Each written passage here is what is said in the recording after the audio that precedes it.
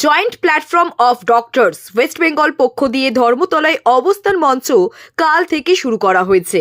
মাঝে থেমে যাওয়া আন্দোলনকে আরো তীব্র করার জন্য কাল বিকেল দিয়ে এই মঞ্চ তৈরি করা হয় কোর্টের অনুমতি নিয়ে অভয়ার বিচারের দাবিতে। সিবিআই এর তদন্তে কোনোভাবেই সন্তুষ্ট নেই West Bengal joint platform of doctors. ইতিমধ্যে প্রাক্তন অধ্যক্ষ সঞ্জীব ঘোষ জামিন পেয়েছে। একের পর এক দুর্নীতিতে জড়িত সন্দীপ ঘোষ, তাকে কিভাবে জামিন দেওয়া হলো এবং সিবিআই তদন্তে এত জটিলতা কেন? ইতিমধ্যেই ধর্ষণ এবং খুনের একটি মাত্র অভিযোগ সঞ্জয় রায়, বাকি মাথাগুলো কোথায়, কেন মিলছে না তাদের? কলকাতা পুলিশ প্রথম থেকেই প্রমাণ লোপাট করার চেষ্টায় আসল খুনিদের আড়াল করে দেওয়া হয়েছে। তাই অবিলম্বে সকল দোষীদের দৃষ্টান্তমূলক শাস্তি দিতে হবে। তারই প্রতিবাদে কাল থেকে আবার ধর্নায় বসেছেন জুনিয়র ডক্টর প্ল্যাটফর্ম মঞ্চ। আসলে আমরা যেখানে জেনে গিয়েছি অলরেডি সিবিআই একবার তদন্তে নেমে যা জিনিস ধরা পড়েছে আমাদের এই সন্দীপ ঘোষের নামে, এই যে এই ধর্ষণ ও খুনের সাথে সাথে অনেক কিছু বেরিয়ে এসেছে, অনেক দুর্নীতি বেরিয়ে এসেছে। জাল ওষুধ থেকে শুরু করে রক্তমাখা গ্লাভস, আবার পুরো ব্যবহার থেকে সিরিজ, ইঞ্জেকশন সিরিজ থেকে অনেক রকম দুর্নীতিতে যুক্ত এই সন্দীপ ঘোষ, সিন্ডিকেটে যুক্ত এই সন্দীপ ঘোষ, হেড কালচারে যুক্ত। এই এত কিছুর সাথে যখন আমরা জানি এই ভদ্রলোক, ভদ্র বলতে ভুল হচ্ছে, মোটেই নয়, ইনি এত কিছুর সাথে যুক্ত, সেই সন্দীপ ঘোষকে জামিন দেওয়া মানে আমাদের ভীষণ বিপদ। আমাদের যেখানে স্বাস্থ্য পরিষেবা কোথায় যাবে যদি এই দুর্নীতিবাজরা আবার মাথায় বসে? আর এই যে সিবিআই চার্জশিট জমা দিতে পারছে না, আমাদের সরকার ছাড়পত্র দিচ্ছে না, তাই জন্য এই জমা দিতে পারছে না চার্জশিট। তো তার জন্যই আমরা আবার বসছি, যাতে সরকার ছাড়পত্র দেয়, সরকার যাতে নো অবজেকশন দেয়।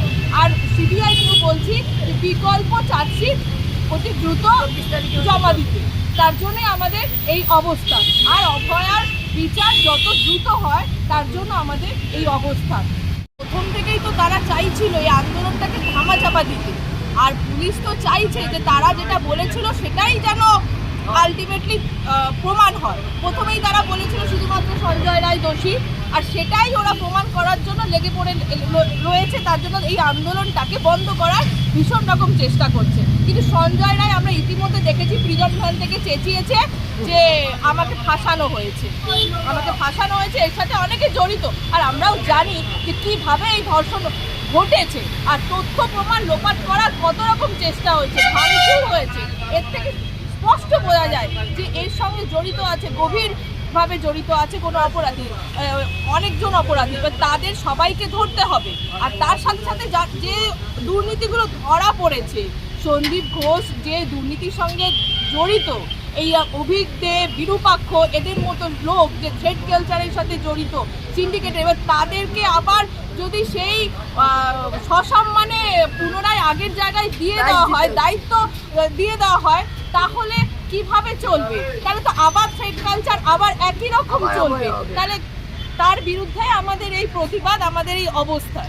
শিক্ষার্থী যাচ্ছিল, কিন্তু আমার মনে হয় অপরাধীরা এমন কোনো ঘরে বা প্রশাসনের সাথে যুক্ত যাদেরকে ধরলে অসুবিধা আছে, তাই এই আন্দোলনটাকে ধামাচাপা দিয়ে দেওয়ার চেষ্টা হচ্ছে, আর এটা সেটিং করা হয়ে গিয়েছে।